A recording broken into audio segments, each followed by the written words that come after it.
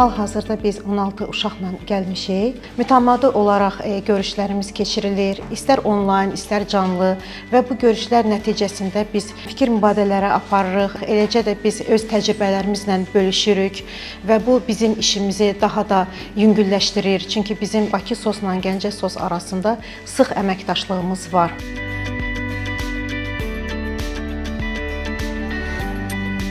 Gəncə SOS uşaq şəhərinin hal-hazırda 76 uşaq var. 2 yaşından yuxarı 19 yaşına qədər uşaqlar var burada.